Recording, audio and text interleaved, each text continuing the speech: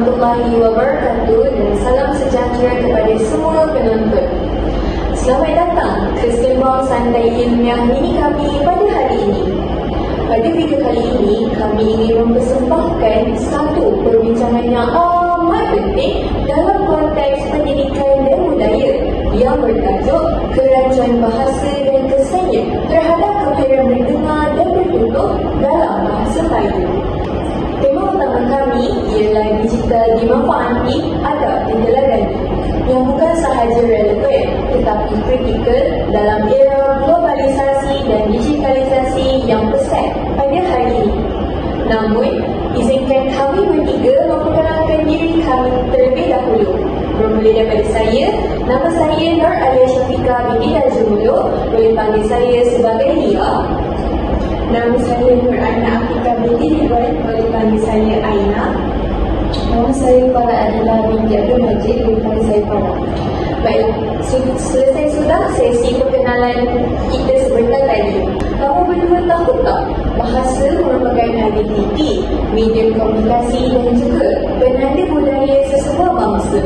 Setiap perkataan yang kita guna, setiap surah ayat yang kita pilih mencerminkan tahap intelek, kesantunan dan jati diri kita. Maka adalah amat wajar untuk kita menilai bagaimana digitalisasi mempengaruhi penggunaan bahasa Melayu, terutamanya di kalangan generasi muda. Sebelum kita menyelami topik ini, kami ingin merakamkan penghargaan yang tidak terhingga kepada pensyarah kami yang dihormati, iaitu Puan Siti Zaitun binti Alias. Beliau bukan sahaja membimbing kami dari segi akademik, tetapi juga menanam nilai adab dan integriti dalam penggunaan bahasa. Tanpa tunjuk ajar yang diberikan oleh beliau, video ini tidak akan berhasil. Kami juga ingin memberikan penghargaan kepada rakan-rakan sekelas dan semua pihak yang telah menyokong penghasilan video ini. Tugasan ini bukan sekadar memenuhi kehendak kursus, tetapi juga merupakan satu peluang untuk kita semua merenung, menilai dan memperbaiki cara kita berbahasa, khususnya dalam dunia digital yang semakin mencabar nilai bahasa dan adab pada masa kini. Bahasa bukan sekadar alat komunikasi. Bahasa adalah cerminan budaya, moral dan jati diri. Dalam era digital pada hari ini, bahasa Melayu menghadapi pelbagai cabaran yang unik. Kita mempunyai media sosial, platform video, aplikasi pesanan segera dan pelbagai bentuk komunikasi digital yang lain. Kesemua media sosial ini memberi ruang tanpa had untuk kita berinteraksi. Namun, ruang tambahan ini membawa risiko seperti penggunaan bahasa yang campur, penggunaan struktur dan kadang-kadang melupakan adab. Adakah kamu berdua tahu bahawa fenomena ini juga mempengaruhi cara kita mendengar, cara kita bertutur dan cara kita memahami mesej dalam berbagai konteks, sama ada akademik, sosial ataupun profesional. Jika bahasa kita tercemar, maka persepsi terhadap diri kita juga boleh tercemar. Ini bukan hanya sekadar teori, tetapi ini adalah realiti yang boleh dilihat dalam komunikasi harian di media sosial, kelas dan formasi. Dalam video ini, kami akan membahagikan perbincangan kepada beberapa bahagian. Yang pertama, kita akan menerangkan makna dan konsep kerancuan bahasa.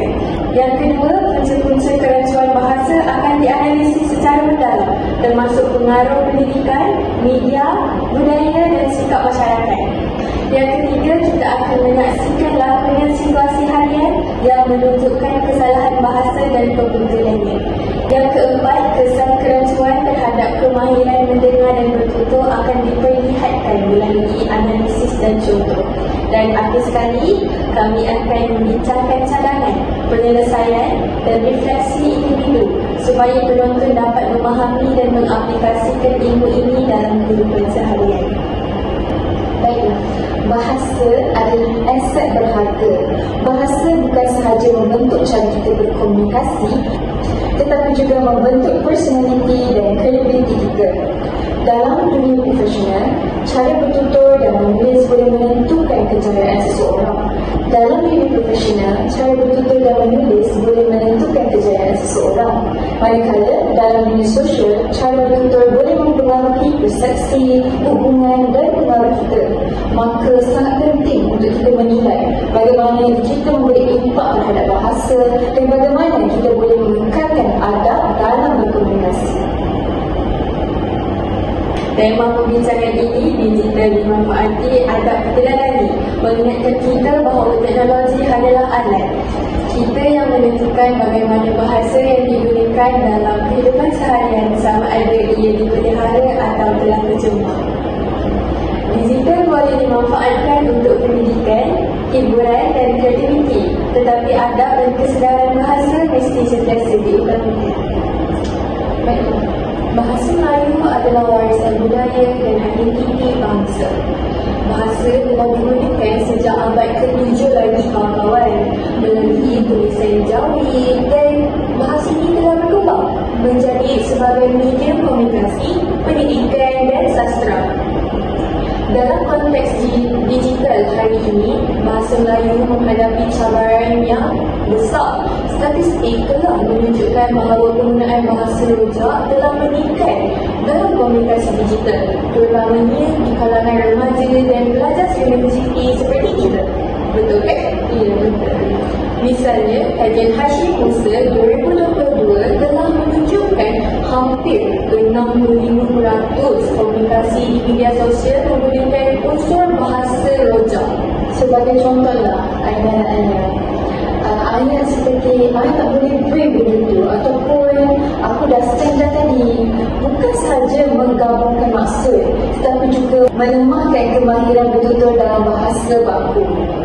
Bahasa rojak menggambarkan kemerosotan struktur bahasa akibat pengaruh digital dan globalisasi. Fenomena ini membimbangkan sebenarnya. Kenapa? Sebab kan bahasa merupakan alat untuk menyampaikan ilmu. Jadi, bila generasi muda ini terbiasa dengan bahasa yang bercampur, jadi mereka mungkin akan menghadapi kesukaran untuk memahami teks akademik, mendengar ceramah rasmi atau bertutur dalam situasi formal. Oh, begitu. Baiklah, tema digital dimanfaati adab diteladani sangat relevan. Tema ini bukan sahaja menekankan kepentingan memanfaatkan teknologi, tetapi juga pentingnya adab dan kesedaran dalam berbahasa. Digital memberi ruang untuk kita mengekspresikan diri, tetapi ekspresi itu mesti diimbangi dengan tata bahasa yang betul, kosakata yang sesuai dan nilai yang sopan. Baiklah Aina dan Anda, adakah anda beritahu dalam konteks akademik, penggunaan bahasa yang tepat sebenarnya mencerminkan tahap pemikiran dan integriti seseorang. Penggunaan bahasa juga dapat menunjukkan kesedaran terhadap budaya dan warisan bangsa. Misalnya, pelajar yang menggunakan bahasa rojak dalam perbentangan mungkin kelihatan santai, tetapi dalam konteks akademik sebenarnya ia boleh menjejaskan persepsi pencara dan rakan sekelas. Sebaliknya, penggunaan bahasa baku dalam konteks santai atau digital sebenarnya tak semestinya kaku. Bahasa baku boleh diolah dengan nada santai, tapi struktur dan tata bahasa tetap dipelihara. Hal ini menunjukkan kefleksibelan berbahasa merupakan satu kemahiran yang penting dalam dunia moden pada hari ini. Dalam video ini, kami akan mengupas beberapa aspek yang amat penting. Yang pertama, maksud dan konsep kerancuan bahasa, termasuklah sejarah, teori linguistik dan contoh media sosial. Yang kedua, punca kerancuan bahasa dari segi pendidikan, media sosial, budaya hingga sikap masyarakat itu sendiri. Yang ketiga, kesan terhadap kemahiran mendengar dan bertutur, termasuk analisis psikologi linguistik dan contoh situasi yang nyata. Dan yang keempat, cadangan dan penyelesaian iaitu strategi pendidikan, media, teknologi dan peraturan bahasa Dan yang terakhir sekali, refleksi individu, di mana refleksi individu ini merupakan perspektif panel, pelajar dan penonton untuk memahami dan mengaplikasikan ilmu yang kita akan bincangkan sebentar lagi. Jadi dengan pemahaman yang mendalam, kita sebenarnya bukan sahaja dapat mengatasi masalah, tetapi juga mencadangkan solusi praktikal. Misalnya penggunaan aplikasi pembetul tata bahasa Melayu, penghasilan kerana digital berbahasa baku dan latihan komunikasi formal dalam pendidikan. Tujuan akhir adalah supaya penonton bukan sahaja memahami isu kerancuan bahasa, tetapi juga dapat mengaplikasikan adab berbahasa dalam dunia digital agar bahasa Melayu terus terpelihara dan dihargai. Ingat semua, bahasa adalah aset budaya dan intelektual. Bahasa ini bukan sahaja membentuk cara kita berkomunikasi, tetapi juga membentuk identiti, kredibiliti dan martabat kita sebagai bangsa. Dengan memahami cabaran digital, kita semua dapat memastikan bahasa Melayu tetap relevan, beradab dan berkesan. Baiklah, sekarang ini kita akan masuk kepada maksud dan konsep kerancuan bahasa.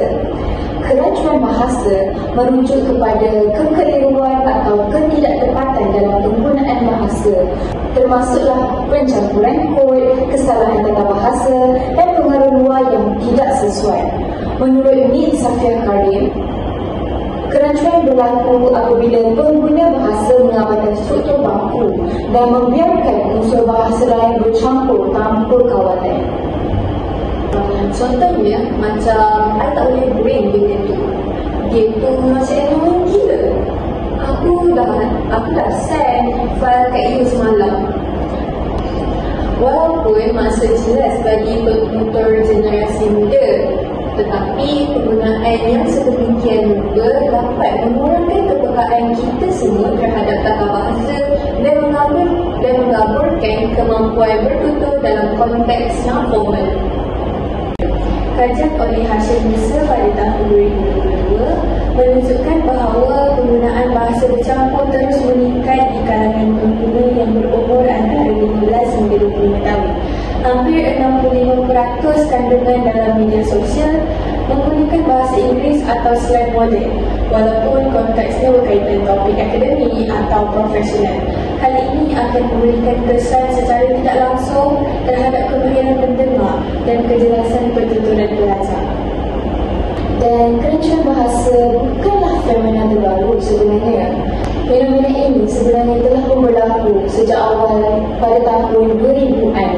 Tetapi menjadi lebih ketara dengan wujudnya platform digital seperti TikTok, Instagram, WhatsApp dan YouTube yang memberi ruang untuk komunikasi harian. Generasi muda sebenarnya mudah untuk meniru istilah trendy yang sedangkan struktur bahasa Melayu yang betul diabaikan. Bahasa rojak juga dikaitkan dengan perubahan budaya. Dalam konteks globalisasi, bahasa Inggeris dianggap sebagai bahasa moden, sementara bahasa Melayu dilihat sebagai klasik atau ketinggalan zaman. Akibatnya, ramai yang menganggap penggunaan bahasa campur sebagai simbol moden, walaupun sebenarnya ini merupakan gangguan kefahaman dan adab dalam berkomunikasi. Kerancuan bahasa bukan sekadar kesalahan linguistik sebenarnya. Kerancuan bahasa mencerminkan sikap masyarakat terhadap bahasa dan budaya sendiri. Apabila bahasa baru tak dihargai, generasi muda kehilangan keupayaan untuk bertutur dengan tepat dan mendengar dengan efektif, terutamanya dalam konteks akademik dan profesional. Dan selain itu, kerancuan bahasa sebenarnya menjejaskan identiti dan jati diri. Kerana bahasa adalah cerminan intelek, moral dan kesantunan. Jadi sekiranya bahasa kita ni bercampur tanpa kawalan, sebenarnya akan memberikan persepsi negatif terhadap keprofesionalan dan budaya. Baik, jom kita huraikan punca-punca kerancuan bahasa secara mendalam. Terdapat pelbagai faktor utama yang menjadi punca kepada kerancuan bahasa. Baik, yang pertama iaitu pengaruh bahasa asing. Bahasa Inggeris mendominasi pendidikan, pekerjaan, hiburan dan media. Akibat generasi muda terbiasa mencampurkan perkataan Inggeris dalam komunikasi harian. Misalnya ayat, "I nak update assignment tu cepat." Ini menunjukkan kebergantungan kepada bahasa asing walaupun mesej dapat difahami. Betul tu Farah, pengaruh ini juga bukan hanya sekadar dari media formal, tetapi juga media sosial seperti YouTube, drama dan filem. Istilah seperti flex, vibe, dan slang, update dan deadline menjadi sebahagian daripada bahasa harian yang kita gunakan. Punca yang kedua iaitu pengaruh media sosial. Platform digital membentuk gaya bahasa baru sebenarnya. Bahasa di media sosial bersifat dinamik, cepat dan kreatif. Jadi pengguna mencipta istilah baru atau mengubah struktur ayat agar lebih singkat. Misalnya, kata BTW iaitu by the way, ataupun IDK iaitu I don't know, atau TBH to be honest digunakan secara meluas. Walaupun efisien, tetapi sebenarnya mengurangkan latihan bahasa Melayu waktu. Oh, baru saya sedar. Tapi kawan-kawan, selain itu juga, media sosial menekankan visual dan interaksi yang pantas. Pengguna lebih fokus pada mesej yang ringkas, bukannya ketepatan tata bahasa. Ini menyebabkan kerancuan bahasa menjadi kebiasaan oleh para pengguna di media sosial. Dan seterusnya ialah kelemahan sistem pendidikan bahasa. Seperti yang kita tahu, pendidikan bahasa Melayu sebenarnya menekankan teori tetapi kurang memberi peluang praktikal untuk bertutur, berdebat ataupun menyampaikan idea secara spontan. Jadi, akibatnya pelajar hanya mahir menulis atau membaca tetapi lemah dalam kemahiran mendengar dan bertutur secara formal. Jadi, aktiviti praktikal seperti forum, simulasi syarahan dan pembentangan perlu diperbanyakkan supaya mereka lebih mahir dalam kemahiran mendengar dan bertutur. Di samping itu, sikap masyarakat dan persepsi budaya juga menjadi punca utama kepada kerancuan bahasa. Ramai yang menganggap bahasa rojak sebagai simbol keterbukaan dan kemodenan. Dalam budaya digital, istilah asing dianggap sebagai cool. Sedangkan bahasa Melayu baku dianggap sebagai ketinggalan zaman.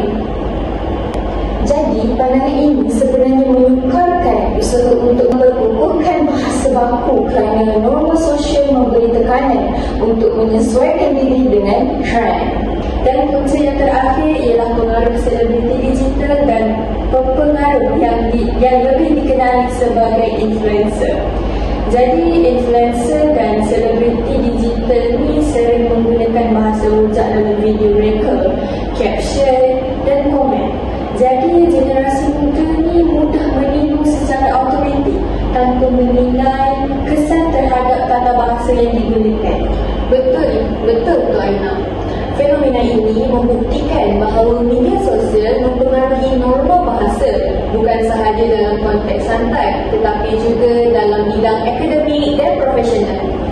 Baiklah semua, kita beralih pula kepada kesan kerancuan terhadap kemahiran mendengar dan bertutur. Baiklah, menurut Mahzan Arsyad pada tahun 2023, penggunaan bahasa rojak yang berleluasa boleh mengganggu keupayaan pelajar untuk memahami mesej formal. Struktur bahasa yang tidak konsisten ini sebenarnya boleh menimbulkan kekeliruan dan pendengar mungkin akan gagal untuk menangkap maksud yang sebenar. Betul tu Farah. Bayangkan seorang pelajar mendengar ayat yang bercampur. Sebagai contoh, so today saya nak explain benda ni. Mereka mungkin tidak sedar bahawa ayat ini bercampur dan ini dapat menjejaskan kemahiran mendengar secara aktif mereka. Jadi saya akan menerangkan kesan lain iaitu keupayaan bertutur secara formal yang semakin berkurang. Jika seseorang terbiasa dengan bahasa campur, jadi mereka hilang keyakinan untuk bertutur dalam situasi rasmi seperti pembentangan, temu duga atau forum akademik. Jadi, kerancuan bahasa juga sebenarnya mengurangkan kefasihan ataupun kejelasan pertuturan. Pendengar akan keliru apabila istilah bercampur digunakan dan tumpuan terhadap isu perbualan berkurang. Jadi, kerancuan bahasa akan memberikan kesan dalam jangka masa yang panjang kepada kebolehpasaran, profesionalisme dan kredibiliti individu itu sendiri. Bahasa yang lemah boleh mencorakkan persepsi yang negatif terhadap kita sebagai individu atau sesuatu bangsa. Oleh itu, latihan mendengar dan bertutur dengan bahasa baku mestilah diterapkan sejak awal pendidikan. Aktiviti interaktif seperti forum, debat, pembentangan akan memberi peluang untuk membezakan bahasa baku dengan kerancuan bahasa sekaligus meningkatkan kecekapan komunikasi. Baiklah, untuk mengekang kerancuan bahasa, kami bertiga akan menerangkan tentang langkah-langkah yang dicanangkan secara holistik yang melibatkan pelajar, guru, media dan pihak kerajaan. Baiklah, penyelesaian yang pertama iaitu memperkukuhkan pendidikan bahasa.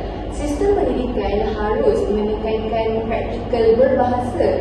Ini dapat memberikan peluang kepada pelajar untuk bertutur, berdebat dan menyampaikan idea dalam bahasa baku melalui aktiviti seperti forum akademik, perbincangan kelas dan projek berkumpulan. Aktiviti ini dapat membantu mereka dalam membina keyakinan untuk bertutur dan kesedaran tata bahasa mereka. Jadi, selain itu, guru perlu menekankan contoh penggunaan bahasa baku dalam konteks digital. Sebagai contoh, membimbing pelajar menulis caption media sosial atau video dengan bahasa yang tepat tetapi tetap menarik. Baiklah, yang kedua, mempengaruhi ataupun dikenali sebagai influencer, YouTuber dan pencipta kandungan boleh menjadi ejen kepada perubahan. Seperti menggunakan bahasa baku dan sopan dalam video, caption dan komen, mereka sebenarnya dapat menjadi contoh positif, membentuk norma sosial dan mengurangkan populariti bahasa rojak. Betul tu Farah, selain itu juga platform media sosial boleh menyediakan panduan bahasa baku atau ciri seperti auto-suggestion untuk membetulkan ayat. Ini dapat membantu generasi muda untuk menulis dan bertutur dengan lebih tepat. Baiklah, kita beralih pula kepada cadangan yang ketiga iaitu peraturan bahasa dan penguatkuasaannya. Jadi, kerajaan dan institusi pendidikan sebenarnya perlu memperkukuh peraturan bahasa seperti garis panduan rasmi untuk penggunaan bahasa di media sosial pendidikan, penguatkuasaan terhadap kandungan rasmi yang salah dalam kandungan bahasa dan kempen kesedaran bahasa baku di sekolah dan universiti. Betul tu Aina, ini sebenarnya bukan untuk menyekat kreativiti, tetapi sebenarnya untuk memupuk budaya dan kesedaran berbahasa, memastikan bahasa Melayu ini terus relevan, beradab dan profesional. Tapi awak berdua, saya juga ingin menambah cadangan yang keempat iaitu latihan kesedaran individu. Kesedaran individu adalah faktor utama. Pelajar dan masyarakat perlu dididik untuk menilai konteks situasi sebelum bertutur, memilih perkataan yang tepat dan mengamalkan tata bahasa yang betul walaupun dalam komunikasi yang santai. Jadi, akhir sekali motivasi ini boleh disokong melalui aktiviti interaktif seperti kuis bahasa, simulasi pembentangan atau penghasilan kandungan digital yang berbahasa baku. Baiklah kawan-kawan, melalui tugasan dan perbincangan ini, saya dapat belajar bahawa bahasa adalah cerminan nilai diri. Setiap perkataan yang dipilih melambangkan tahap pemikiran kita, kesedaran sosial dan jati diri. Saya sedar bahawa penggunaan bahasa rojak mungkin memudahkan komunikasi, tetapi ini dapat menghapis kepekaan terhadap tata bahasa dan adab. Baiklah, jadi perkara yang saya belajar daripada perbincangan kita tadi adalah isu kerancuan bahasa bukan sekadar kesalahan linguistik, tetapi sebenarnya isu budaya. Hal ini dapat mencerminkan sejauh mana kita menghargai identiti dan warisan bangsa sendiri. Dalam era digital, cabaran ini menjadi lebih kritikal kerana pengaruh globalisasi dan media sosial yang pantas. Jadi bagi saya pula, dunia digital bukan musuh bahasa. Sebenarnya boleh dimanfaatkan untuk memperkasakan bahasa Melayu. Contohnya menghasilkan konten TikTok, YouTube atau blog yang menggunakan bahasa baku dan sopan. Hal ini sebenarnya bukan sahaja membina kesedaran masyarakat, tetapi juga menunjukkan bahawa bahasa baku boleh relevan, kreatif dan menarik. Baiklah, tambahan pula, melalui perbincangan ini, saya juga dapat melihat bahawa pembelajaran bahasa bukan hanya tentang teori semata-mata, tetapi tentang latihan praktikal, interaksi sosial dan kesedaran diri. Dengan latihan berterusan, generasi muda dapat mengekalkan kefasihan berbahasa baku walaupun dalam dunia digital yang dinamis. Jadi sebenarnya Aina dan Alia, bagi saya, refleksi ini sebenarnya juga mengajar saya bahawa adab berbahasa adalah nilai yang perlu dipelihara. Refleksi bukan sahaja memperhalusi pertuturan, tetapi juga membentuk hubungan sosial yang harmoni. Bahasa yang tepat dan sopan mencerminkan keprofesionalan dan integriti individu. Jadi akhir sekali, kesedaran terhadap kerancuan bahasa membuka ruang untuk penambahbaikan keterusan. Kerancuan bahasa bukan sekadar tanggungjawab individu, tetapi juga masyarakat dan institusi pendidikan. Baik rakan-rakan, secara keseluruhannya, kerancuan bahasa adalah cabaran utama dalam era digital. Walaupun teknologi memberi ruang untuk komunikasi pantas, penggunaan bahasa tidak terkawal sebenarnya boleh menjejaskan kemahiran mendengar, bertutur dan menulis. Kawan-kawan, kita harus ingat bahawa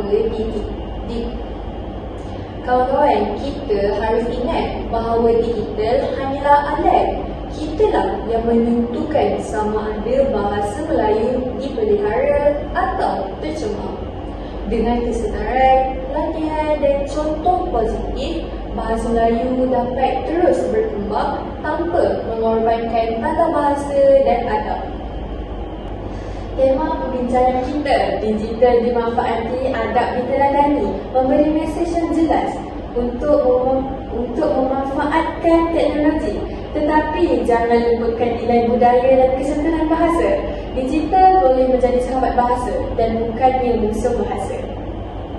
Sekian sahaja daripada kami bertiga, Lia, Farah Dan Aina, untuk kursus CGMK 1012 Pengantar Bahasa Melayu Komunikasi di bawah bimbingan Puan Siti Zaitun binti Alias. Terima kasih dan salam bahasa